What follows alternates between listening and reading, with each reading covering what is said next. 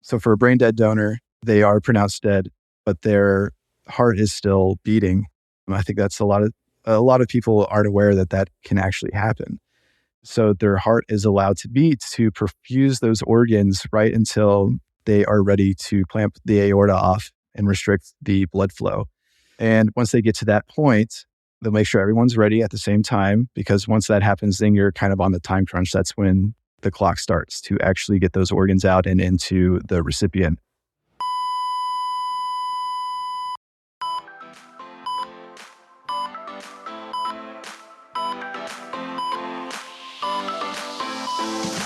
Hey there, I'm your host, Sarah Lorenzini, a rapid response nurse and educator who loves telling stories to teach critical thinking. This podcast is for nurses who want the knowledge, skills, and confidence to respond to any emergency. With almost 20 years of experience in the ER and critical care nursing, and a master's degree in nursing education, I have a lot of stories to share, and I love to nerd out and break down the pathophysiology, pharmacology, and nurses' role in emergencies. Stories bring learning to life.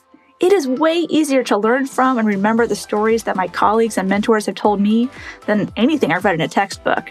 And that is why I made this podcast. Every episode is packed full of exactly what you need to know to handle whatever crisis that could arise on your shift. It's one thing to get the right answer on the test, but knowing how to detect when your patient is declining and what to do when your patient is crashing is what will make or break your day and might just save your patient's life. Well, hey everybody, welcome back to the Rapid Response RN podcast. I have with me today a really special guest. This is Sean. He is a nurse that works with organ procurement companies and helps patients that are at the end of their life be able to donate their organs. And then on the flip side, helps patients receive organs and get their life back. So it's really cool, the work that he gets to do. And Sean is also a podcaster, a fellow nurse podcaster. Yeah. So I'm stoked to have him on the show. Sean, welcome to the Rapid Response RN podcast. Thank you so much. Thanks for having me. I really appreciate it. So there's a lot to talk about today. I did not know very much at all about organ procurement whenever I became a nurse. Like even graduated nursing school, I knew very little. So I'm really looking forward to unpacking some stuff with you. But before we dive into the work you're doing every day, can you just talk about like how you became a nurse? Like what drew you to nursing? What types of nursing roles have you had? So I actually, I went to college and I originally went for my biology degree. My original plan was to go to medical school, and I have a lot of doctors in my family. So I kind of saw the debt and everything that they went into.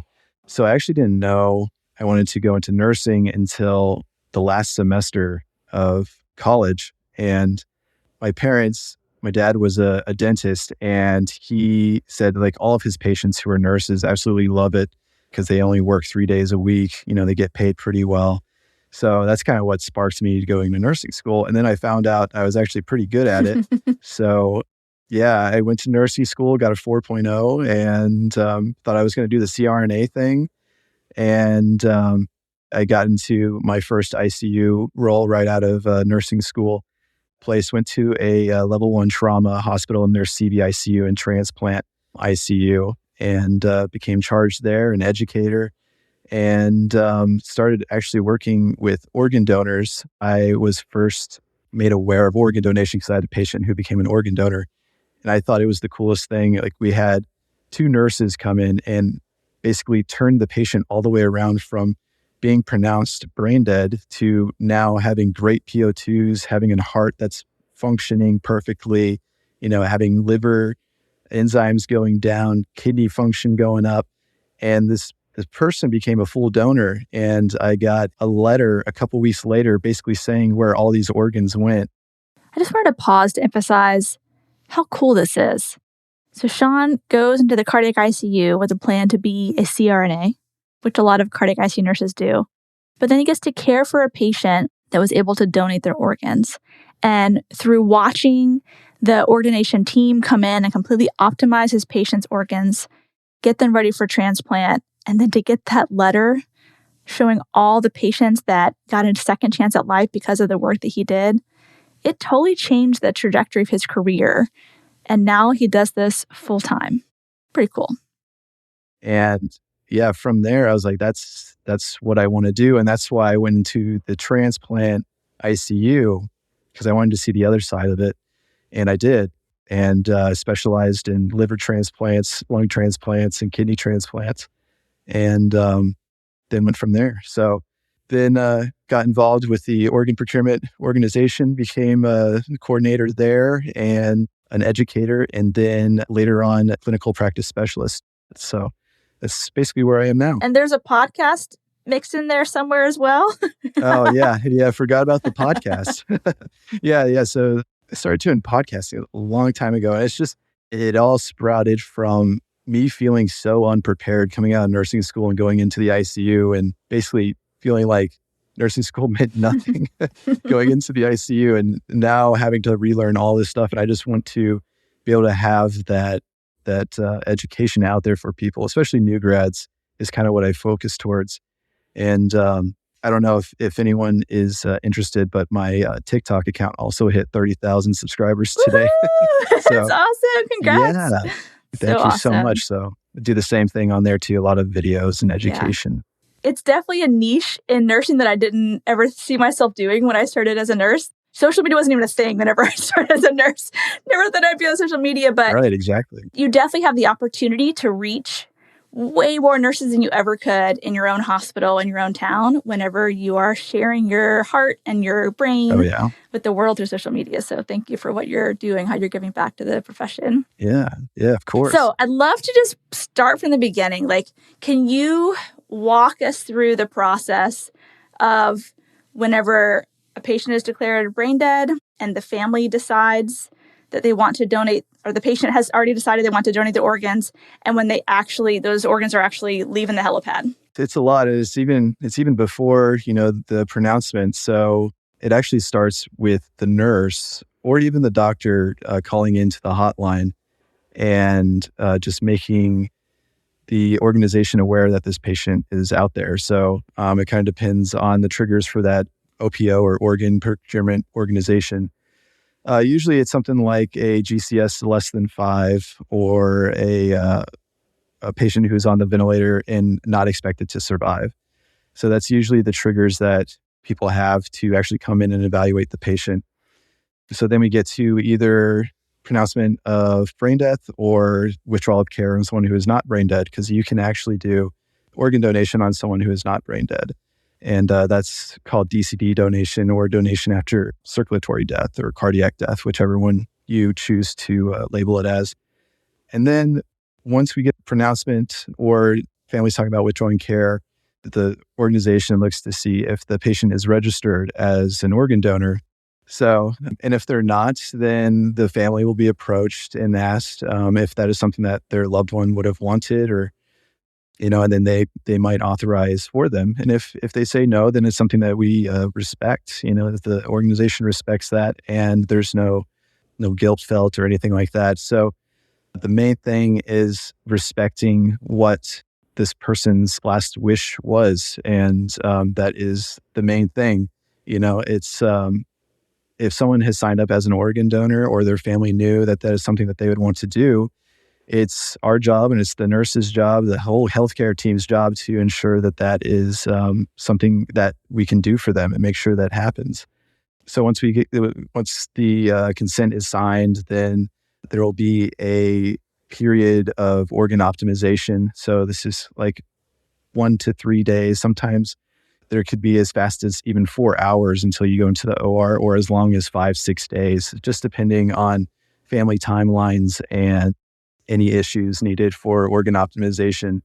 There are times when we'll work on a heart for days and days just to get it back to an EF that's manageable and transplantable. So during that time, it's just a bunch of orders, bunch of labs. I'm sure anyone who's worked with an organ donor knows it can be intense, and a lot of times it's a one-to-one patient, and honestly, they should be, just for the work that needs to be done. Entails stuff like going to cath lab, going to CT, getting swans placed, liver biopsies. There's a whole bunch of procedures that might have to be done in order for these organs to be optimized. And then once they're optimized and at a good spot, they're allocated out to the different transplant centers. And these they're usually prioritized closest, but can go out, states and states away.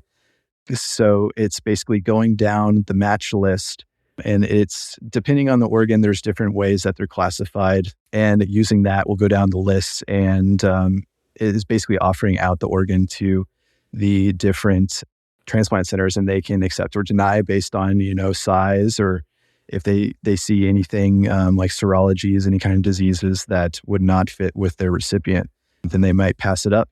But once the organs that are being offered out are placed, then an OR set is mutually agreed upon between all the teams. And I mean, there's times when there's like 3 or 4 teams in the same OR, and it entails a lot of coordination and a lot of bargaining. So, Who actually does that work? Who actually coordinates all these different hospitals? Is that what you're doing? yeah, so the coordinators will do that. There's, it's different. Every OPO is different in how they do their things. It's still a very up and coming process, and everybody's testing out new and different ways. There are some people that do fully remote allocation where they're at home and all they do is allocate organs, while there's coordinators on site that do the management. But there are some organizations like the one that, I work with, that the coordinators that are on site will do some of the organ allocations as well as optimize the organs and do the clinical management as well. I just want to pause again and make sure you guys are catching this. This is a role that when I started my career, I did not even know existed for nurses. So Sean has had the training and the experience to know how to come in and help optimize this patient's organs to get them the best state possible, the best functioning possible for the next patient that needs them. So his understanding of pathophysiology and pharmacology and lab values has to be tip top. And then he plays such a vital role, not only in the patient, but also in coordinating this whole team to arrive at around the same time to be ready to do the organ retrieval. What a cool niche in nursing. And I think it's just really awesome, the role that nurses can play in such an important process. So I asked Sean, how do you do that? Do you just pick a time and tell everybody, all right, guys, let's meet up here at 3:00? That's exactly how it is. Or there's a lot of teams that, they'll say oh, I don't want to go until this time and I can't go before this time. And you have to think about it, because the surgeon that's coming to take out the organ from the donor is usually the one who's going to be placing it into the recipient. Most times. There's some times where it's like a team and there will be a doctor or a surgeon that will take it out, and then another surgeon and a team of surgeons that will be putting it in. But especially for heart transplants, they have to get the recipient ready. So this isn't something that they're going to want to do in the middle of the night. So a lot of times we see that they would like for the donor OR to be in the morning so that the recipient OR could be in the middle of the day towards afternoon. But there are times in the OR where, the surgeon might see the organ and say, actually this isn't going to work out for us. And then it has to be reallocated in the OR, which can lead to a delay and cross clamp and all of that. But the OR itself is pretty straightforward. I just wanted to interject again here because this actually happens more often than you think. When I worked cardiac ICU, we call this a dry run, where the patient who needs an organ gets the best phone call ever. Hey, we have an organ for you, come into the hospital. They come in at all hours of the day and night. We prep them for surgery, draw labs, do the hibiclins or chlorhexidine bath. Sometimes even went back to the OR only to find out that the organ was not a good fit for them. And so they have to go home without an organ. So it's kind of an emotional roller coaster, and they're prepared for it. They're told this could happen, to have gotten the best call, you're getting an organ, and then to find out, no, you actually are not. You have to go home and wait some more. So I just wanted to interject so you all know this happens, in my experience, fairly often. So let's say you have a patient who is brain dead. All the organs are optimized. Mm-hmm. The team is coming at 10 a.m. The patient gets to the OR. Then what happens? So the patient gets to the OR, then there is a timeout that's done. We do any family requests that are mentioned during the consent, like prayers. A lot of the times it's music to be played in the OR during the recovery. And then there's a timeout that basically goes over, all the organs that are going to be procured, any restrictions, and then any diseases that were found during the workup, just to make sure that everyone is on the same page. And then once that's done, it begins. So there's, like I said, there could be 3 to 4 teams, and they are all around the operating table at the same time. Thoracic surgeons, you're, more towards the head of the table, the bottom, but they're all cutting at the same time. So for a brain dead donor, they are pronounced dead, but their heart is still beating. I think that's a lot of people aren't aware that that can actually happen. So their heart is allowed to beat to perfuse those organs right until they are ready to cross clamp, or basically clamp the aorta off and restrict the blood flow. And once they get to that point, they'll make sure everyone's ready at the same time, because once that happens, then you're kind of on the time crunch. That's when the clock starts to actually get those organs out and into the recipient. So the cross clamp, and then some preservative solutions are flushed through the donor, and it helps cool the donor and preserve with the preservatives that they have in there. And then one by one, the organs will come out. It's usually heart first, then lungs, then liver, and then kidneys, pancreas, kind of along the same time. And they're sent to the back table. They are observed and examined to make sure there isn't anything that they didn't see while in situ. And then they'll get the official acceptance and start packaging it up to take it back home. So it kind of just depends. There's a lot of times when we do these at transplant centers where they'll actually just take it down to the OR where the recipient's waiting. Or like you said, they'll take it up to a helipad. We'll drive it to the airport where we have a jet on standby, where we'll take it, states away. And for a lot of these organs, like especially for heart and lungs, we're looking at a max like 4 to 6 hours outside the body before they need to be transplanted. For liver, it's about 6 to 8. I would say more towards the 6-hour mark. And then kidneys are kind of special because they can be outside the body for a lot longer. That's crazy. Can you just repeat that again? How long is the heart good or like preservable outside of a human body? Yeah, it's about 4 hours on ice. That's crazy. So preferably less. Less is best, but yeah. Oh, of course. But that's like the max. Yeah, makes sense. Right. But there's even recently we started using pumps, like I forgot what they call them, but it's basically pumps that will allow the heart to actually pump and circulate blood throughout its system, which will increase how long it can be outside of the body and improves the function once it's back inside the donor. So there's stuff like that for heart, for lungs, for kidneys, and for the liver. So all these things exist for it. So you talked about what happens for patients who are brain dead, but how about for patients who actually pass and then they go retrieve the organs? How is that process different? It's kind of the same process. We get the consent and then the workup is done. But so since the patient has not been pronounced brain dead, the OPO cannot actually give orders for the management of that patient. So the patient stays under the management of the hospital care team, and the OPO just provides recommended orders that would be beneficial to organ optimization. But once you get to the OR, it's kind of like you're withdrawing care, but instead of in the ICU room, it's in the OR. And in a lot of places, family is allowed to be in the OR, either in bunny suits or special scrubs or something like that. And they're allowed to like hold the patient's hand or, be at the head of the bed. And so the patient is actually extubated in the OR. So then the team will wait for the patient to pass naturally. And since the heart will be stopped at that point, then it'll start what's called warm ischemic time. So with brain dead donors, you're able to cut down until you're at the organ before you cross clamp the aorta and stop the heart.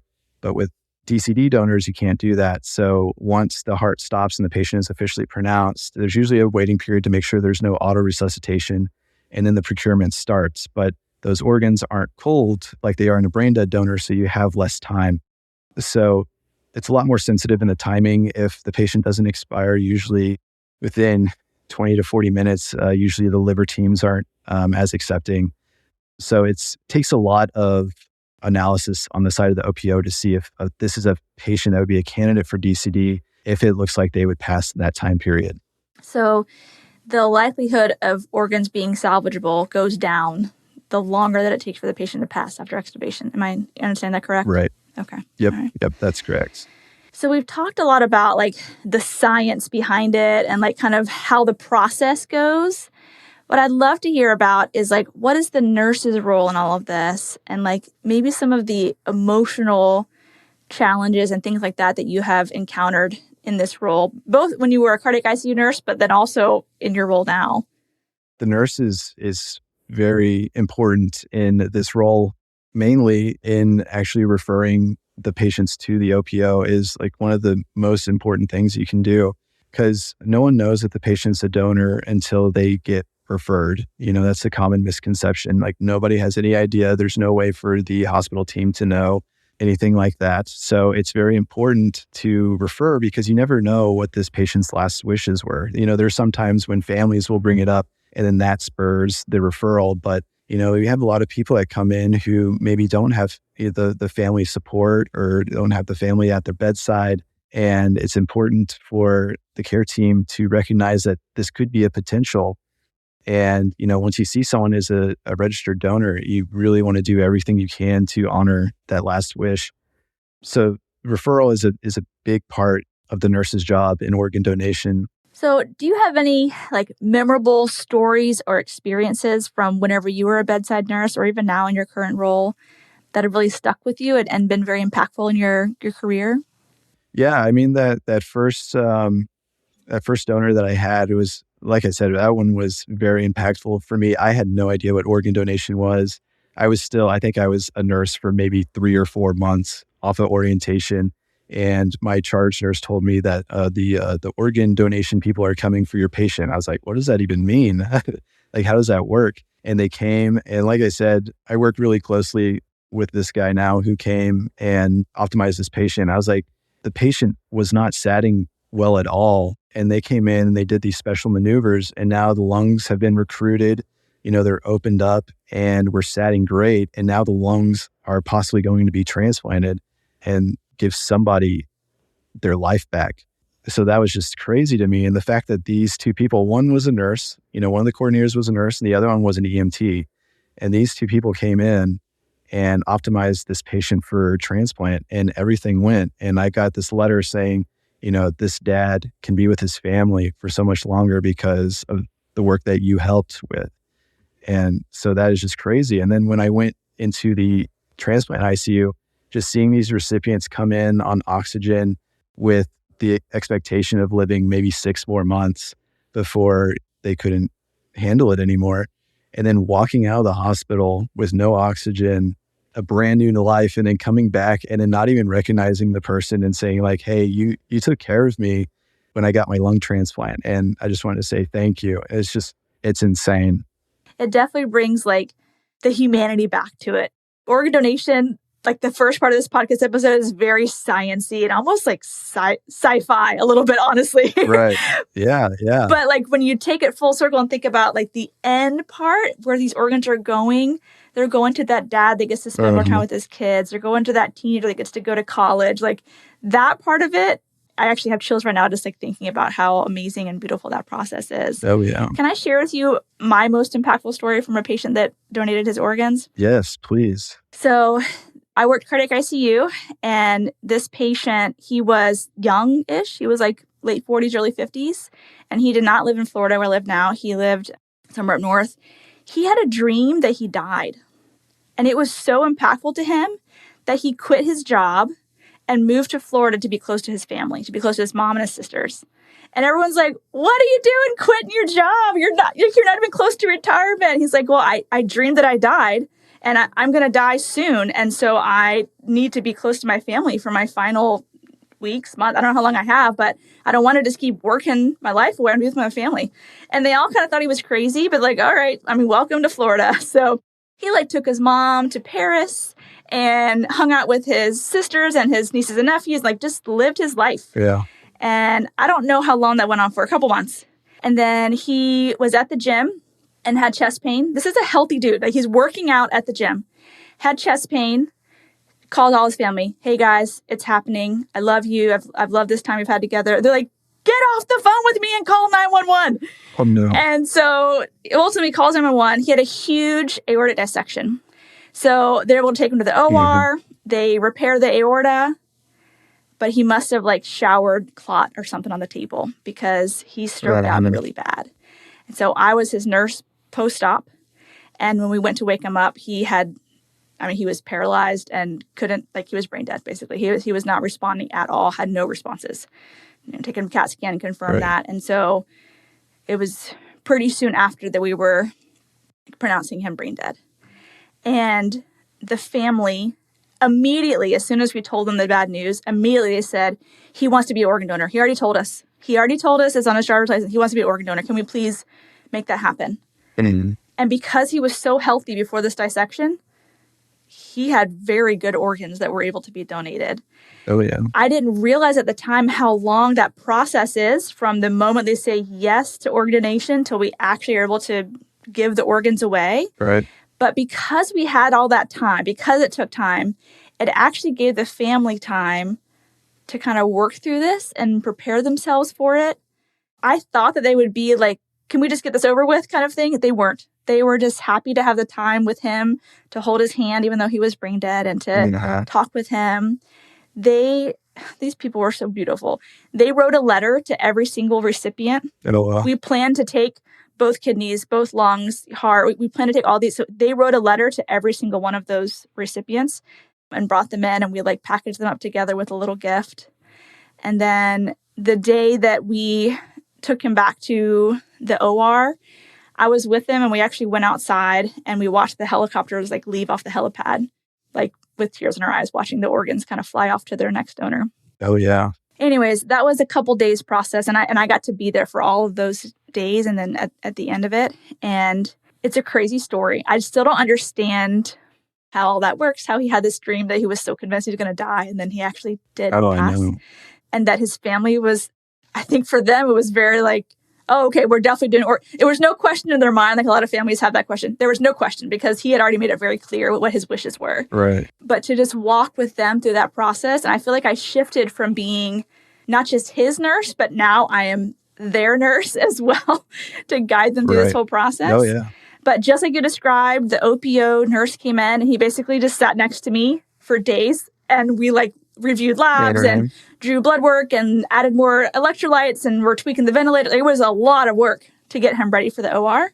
But then once the OPO nurse was like, all right, it's time, we took him back to the OR, and then it was actually very fast until everything was done. But yeah, all of the organs that you can donate, he was able to donate. No, that's awesome. Even his heart, even with the aortic dissection, even his heart was something that was donatable.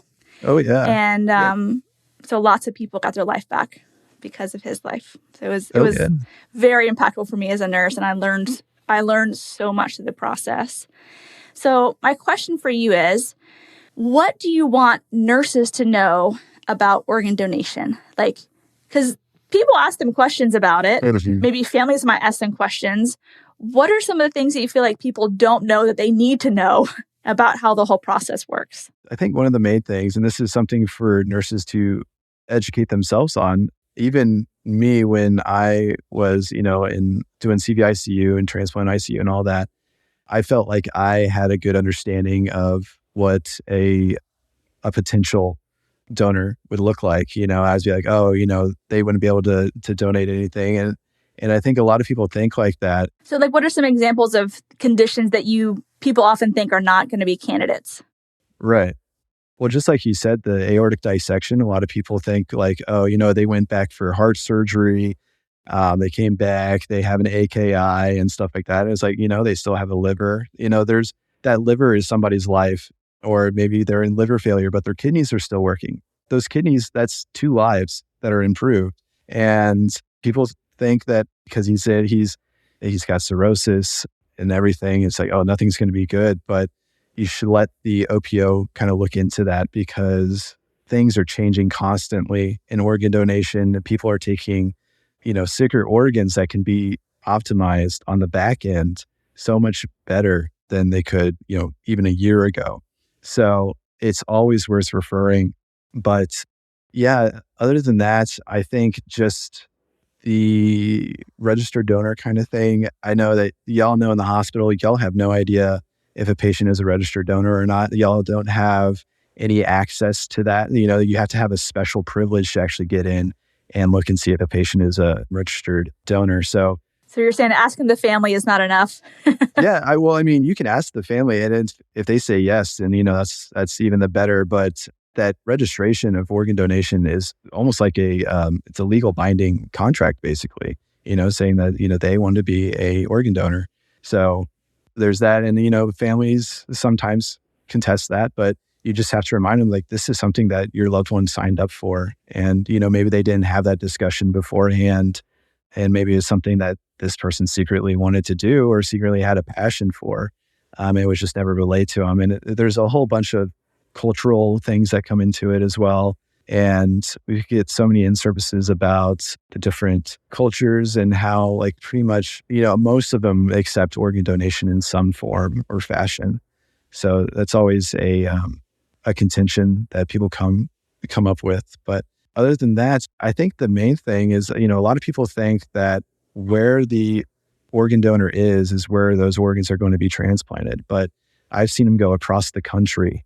These lists, they are so long. And some of these people have been waiting for years and years and years, even for kidneys, which, each person has 2 kidneys. So for a donor, that's 2 people. So you would think the kidney list wouldn't be as large as it is, but it is, even though each donor is able to usually give 2, there's exceptions. How about like misconceptions from families? Like whenever you've had to approach families and they are concerned about their loved one being an organ donor, what are their misconceptions that you've had to debunk or, teach about? A lot of the time it's timeline, and they're thinking that if they accept organ donation, then we have to go right now. And a lot of them are relieved to know that it can be 1 to 3 days or, even up to 5 days, because it gives them that much more time with their loved one. They can do preparations, they can do things, memory things that they maybe didn't think of before. We love to record the heart, give them that sound file, or give them the EKG strip, stuff like that. But on the other side of it, we can also, if it's appropriate, it could be something that might have to go more rapidly. And we can offer that if the family's having issues with timing and stuff like that. It can't be offered 100% of the time just because of other factors, but it's something that we try to do. And then the thought that, they can't really do anything when the patient goes to the OR, but we have so many times where we have priests come and do prayer before the OR starts. Or like I said, we have music playing, or sometimes we even had some of their favorite shows playing in the background. So, there's a lot of things that we try to do to honor the donor and the family. And I think that's a misconception that a lot of families have. And a lot of families have never had any kind of organ donation experience. Like, this might be the first time that they're really hearing about it. It's a lot. We basically have to educate them on the whole process and go from there. And of course, there's a lot of questions about the process, but there's a very extensive explanation before consent. I've had a couple families mention that they're concerned that their loved one is an organ donor and that we're not going to try to save them because they're an organ donor. That we're just going to let them die so we can get their organs. And so I've had to kind of explain that that's not how it works at all, that we always honor patients' wishes. And if their wish is to be rescued and resuscitated, we are going to do that. And if that is unsuccessful, then their second wish is also to be an organ donor, and then we would work towards that goal. But never does that goal trump our goal of saving the patient's life if that's what they want. And I've heard that a couple times. No one in the healthcare team actually knows if the patient's an organ donor or not. So so we're like blinded to it. We're just here to take care of you and honor your wishes, whatever those are, right? Right. What would you advise nurses when it comes to talking with the family about the loved one in the bed and their candidacy for organ donation? What wisdom or advice would you share about that? That is also going to differ from OPO to OPO. The one that I work with, it specifically asks that no mention of organ donation is done unless the family brings it up, because OPOs usually employ people that are specialized in making these conversations. And there's like specific wording of things just to make sure that there's no kind of misunderstanding or misconception whenever that comes about, because you can lose the family's trust if just one word is off. So, like I said, it goes from OPO to OPO. Some OPOs are fine, and that goes all the way up to doctors. They have to be very careful when mentioning organ donation. Usually, when family asks, like, "Okay, what's next?"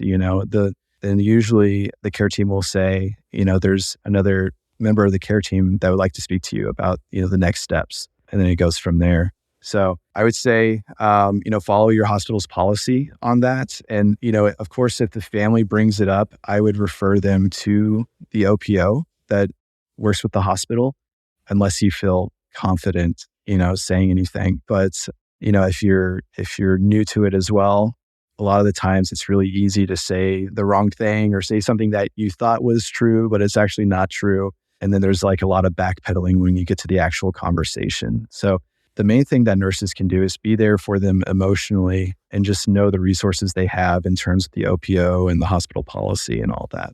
I mean, from what I've read, whenever the care team approaches the family versus whenever the OPO approaches the family, the success rate of getting consent is much greater when the OPO does the approach than whenever the bedside team does. Mm-hmm. And you think, like, really? Don't they trust the bedside team where they would be more likely to? And it's not that way at all. Like, right. The studies have shown that. And so my perspective is, if y'all are going to be more successful in allowing other people to get their life back from these organs, I would much rather just defer to you, right, and just be tactful in the way that I kind of dance around the subject until you get there, knowing that it's the best chance for this patient to be able to actually donate their organs. Right. It's definitely a difficult subject to broach, period. Even after the family has said yes, just how you talk about that is very, very difficult. And you have to use a lot of wisdom and discretion in the way you talk about things.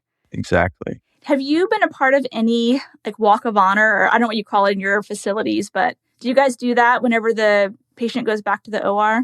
Oh yeah, it's usually a hospital-led directive. So each hospital has their own forms of honor walks, and I've been with a ton of them, to be honest, and it's very hard. And some of them are huge. And I remember one where the whole parking lot outside of the hospital was filled with like family members, friends, and everything. And they walked the donor past the window on the way to the OR and stopped and let everybody wave to them before they went back. And it's an amazing thing, and it's very hard. I have to look at the ground whenever we're walking with those, because it's just so hard to process emotionally. And it's something you kind of have to remove yourself from as a coordinator, because you're trying to do a specific job, and it's just hard to not get emotional in those times, because you see how much support and love this person had, and how proud everyone is of this person for giving these gifts up for potential recipients. For those of you that don't know what we're talking about, when someone donates their organs, a lot of facilities have some sort of like ceremony in place where they line the halls with all the staff that have cared for this patient. And like you said, maybe some family members or members of the community or people that love this patient. And as the patient goes by, they all just kind of like pay honor to the beautiful gift that they are about to give to so many people. Also very heavy, because we know what's about to happen. Their heart is about to stop, right? That's what's about to happen. But at the same time, when that happens, it allows for more people to get their life back. And that is very beautiful. I've been a part of, dozens and dozens of these at my facility. Right. And it really is. I cry every time. Even if it's a patient that I hadn't personally cared for, just seeing the family and how proud they are of their loved one, that's really impactful. Seeing the tears in the eyes of my coworkers who have really poured their heart into caring for this patient. Oh, yeah. And then just thinking about these people I don't even know that are about to get an organ. All of that is very emotional. Right. And I can see how you'd want to look down, because it's a lot to take in. It's a lot. And if you do this day in and day out, that's heavy. But it's also so beautiful. Yeah. It's so beautiful. Yeah, it's a lot. I think some of my favorite ones are the veterans whenever they donate the organs. Oh, yeah. Because oftentimes, like the local military, whatever branch they were in, they will send delegates to the hospital to like raise the flags and like play music and like fold the flag in a certain way. I don't understand all the traditions, but it's very ceremonial, very honoring of this patient, the life they've lived, and then the lives they're about to impact. It really is very beautiful. Oh, yeah. So, Sean, as we are closing, Can you just give another little bit of wisdom, like as a patient advocate, anything that you think we should know or do with regards to caring for patients who might be organ donors or who have already been decided that they're going to be organ donors? Like anything that you want us to know from what you've experienced? Yeah, I think the main thing is being able to recognize potential, donors and potential referrals. Also knowing the triggers to call in that referral is really the thing that I just have to kind of really stamp into this. Yeah, because that's where it starts, right? Yeah, and it's also important the timing of that referral, because a lot of hospitals will say, make sure you call before withdrawing care and stuff like that. But why not a couple days before that when it looks like the patient has taken a turn? It's not just because you call doesn't mean everything's going to start right at that point. It might be that the OPO is just in the back end and, just calling for an update every day, seeing what's going on. And that's better than coming in last minute, having to rush through a conversation with family and then not having that opportunity to actually do donation because of the late referral.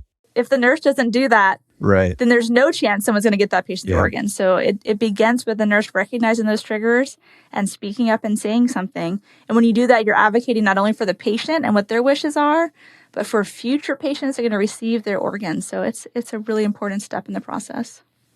Thank you, Sean. Before I let you go, can you tell my listeners where to find you? Oh, yeah. So you can look for my podcast basically anywhere where podcasts are.